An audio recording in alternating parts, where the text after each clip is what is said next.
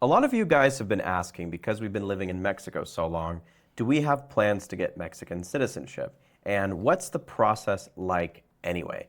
In this video today, we're going to talk a little bit about what the process for getting your Mexican passport as a second citizenship is like, and step by step walk you through everything you need to know about how to do it. We're also going to be telling you some of the pros of the Mexican passport and why many people, particularly in offshoring businesses, are considering it as one of the best Plan B passports out there right now. Welcome to Entrepreneur Expat.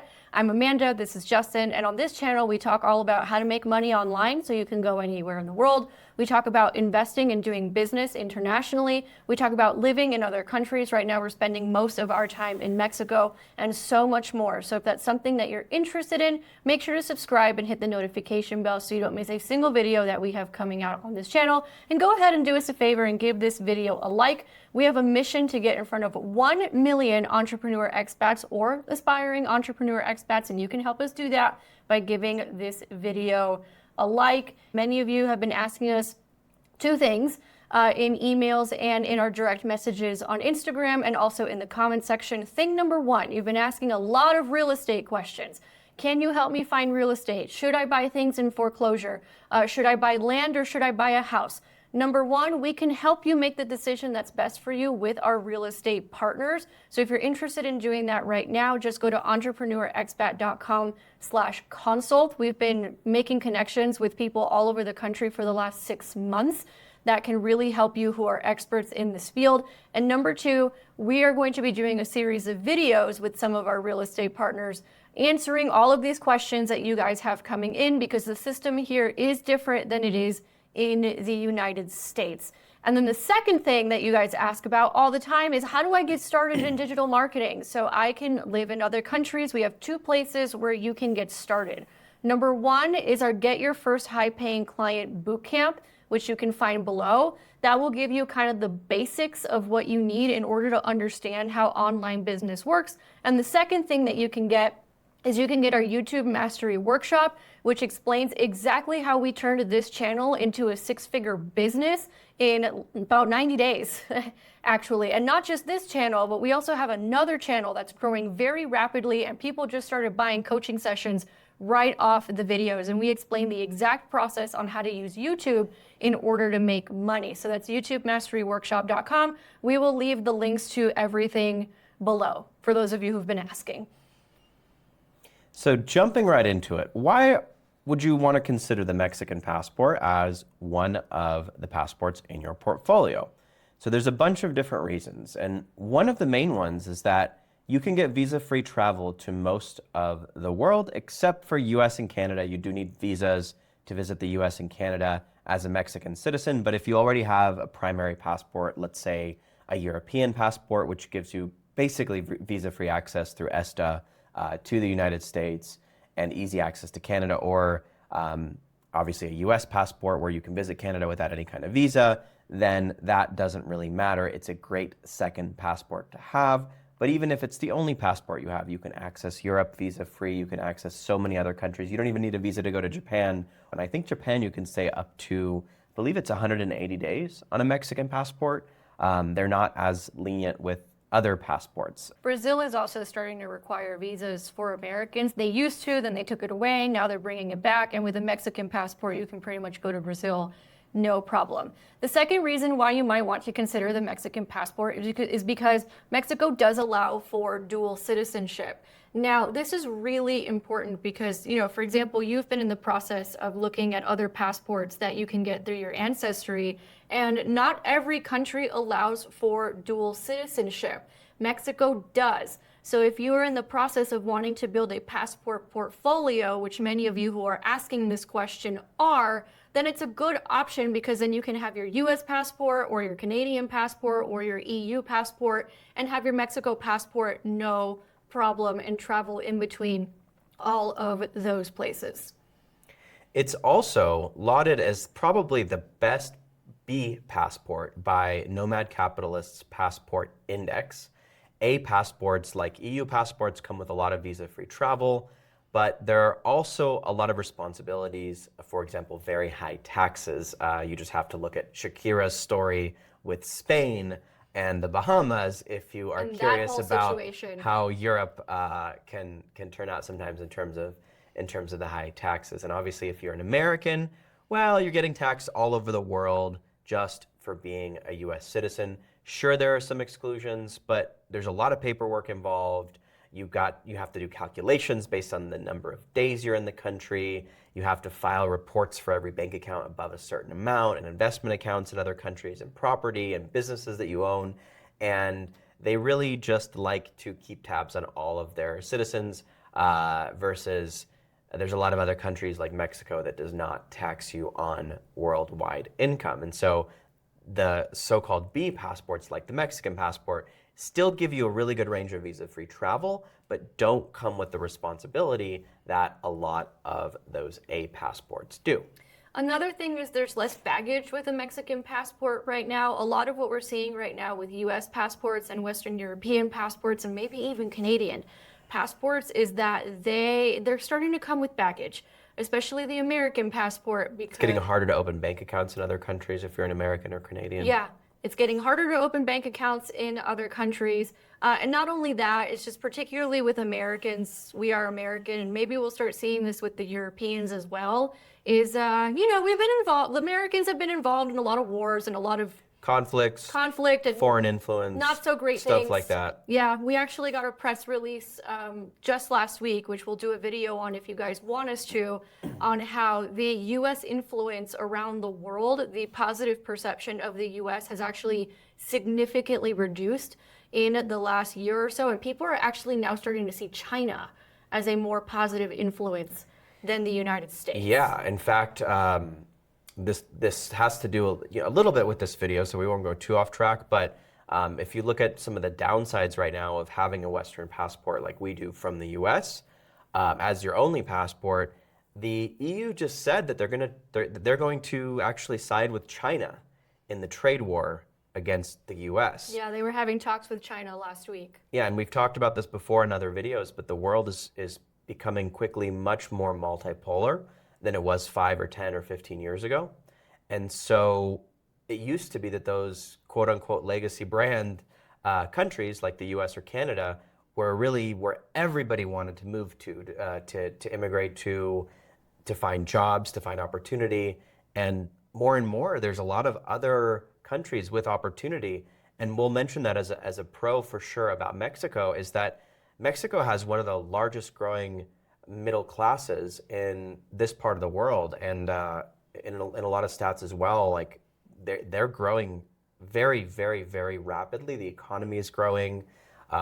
They're trading with partners like China, with Europe, not just with the U.S. So they're not fully dependent on the U.S. economy, and their own economy, the Mexican economy, is growing very quickly, and it's getting harder to get a Mexican passport, even residency. And so in terms of like just the timeline, if you're trying to do this, you really want to act now. And if you want to schedule a consult, depending on some of the information you fill out, you may even qualify for a free consult. If not, there's a way to get a paid coaching session with us. But if you go down below this video at entrepreneurexpat.com/consult, you can actually apply for that, and we'll walk you through the process one-on-one. But the time is absolutely now to get this Mexican passport, because Mexico is kind of going like this right now. The US is kind of going a little bit down.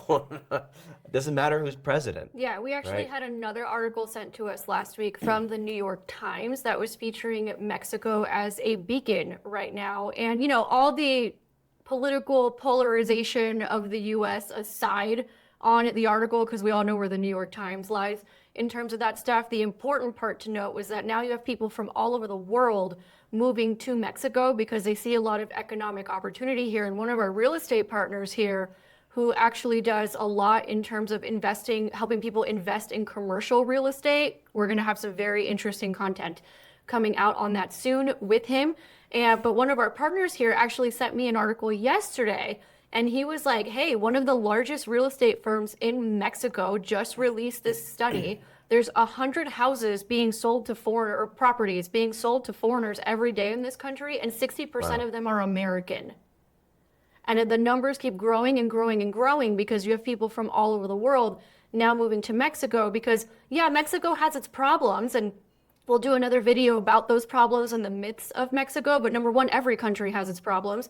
And number two, you're starting to see countries like the US start decline in a lot of areas where Mexico is now, and even other countries, but this video is about Mexico, is now improving. So if you've been thinking about this, and we'll get into like how to get that citizenship in a second, we can walk you through the process with our immigration attorneys. Just booked that call before. And final reason why you may want to consider the Mexican passport as a good Plan B passport is because, or your first Plan B passport maybe, because knowing this crowd, they're going to have more than one passport based on what's going on in the comments section, is talk a little bit about the notion of military service. Because, for example, you were looking at getting Ukrainian passport because your mother's from Ukraine. Yeah, and they actually have mandatory military conscription until I think it was like age 60. Yeah.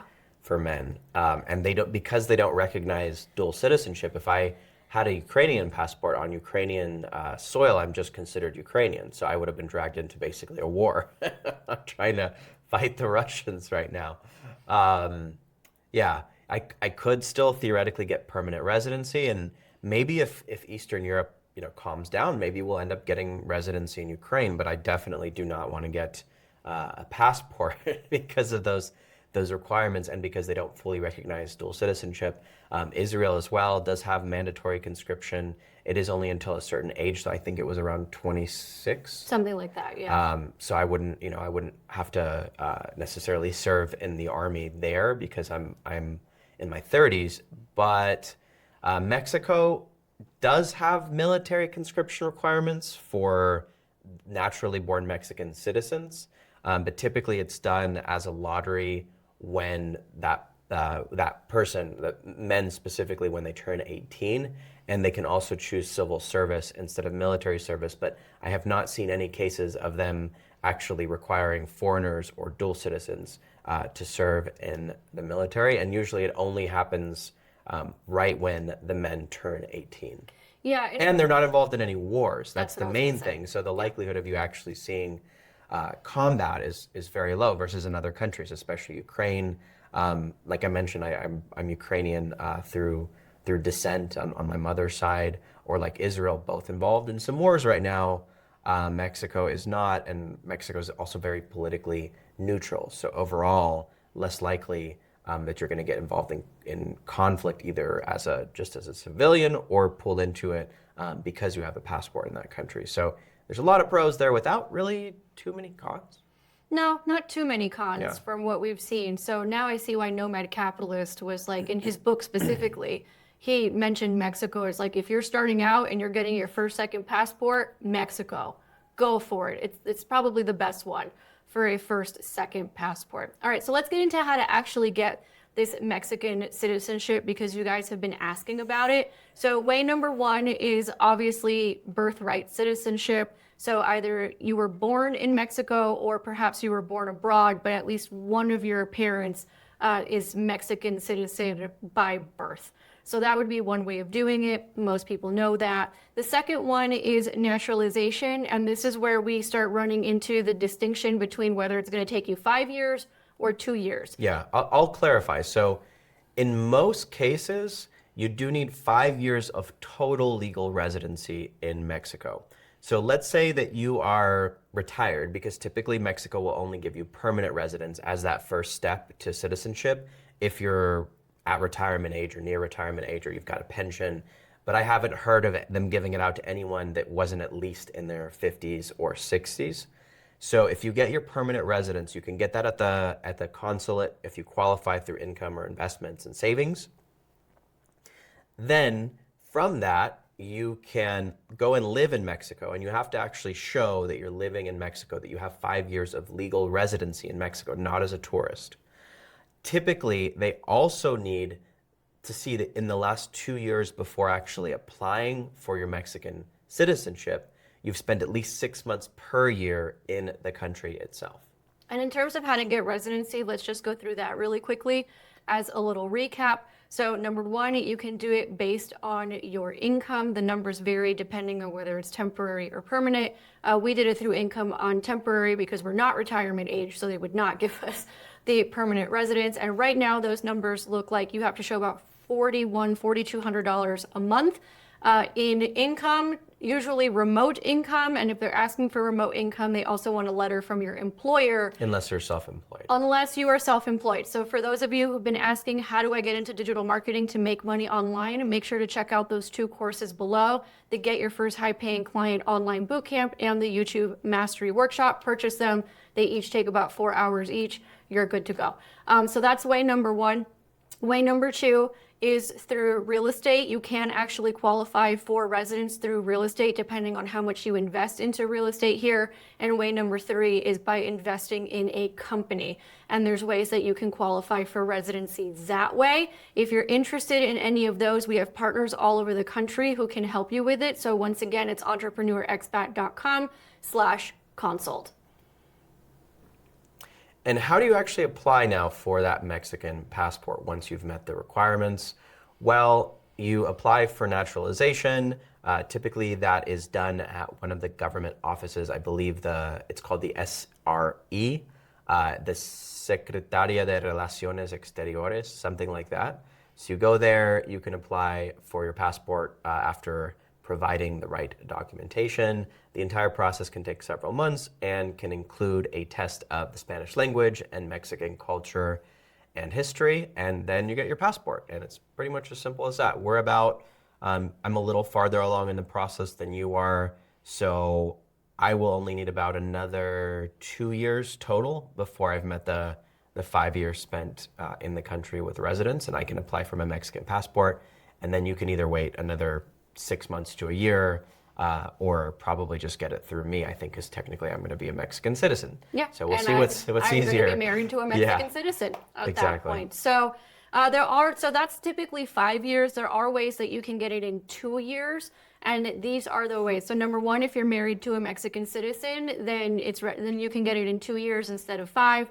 If you have Mexican-born children, you can get it in 2 years versus 5. So a lot of people don't know that there's birth tourism in Mexico. Everybody thinks it only happens in the United States, but Mexico and Brazil also have pretty high birth tourism. So for example, people will come here, they'll have their baby here, and then because they had their child here, then in Mexico, they will automatically give permanent residence to the parents, and then in 2 years, they can apply for citizenship. Of course, at the time of recording this, immigration is constantly changing. So make sure to work with attorneys, and we can actually put you in contact with the attorneys that we've been vetting.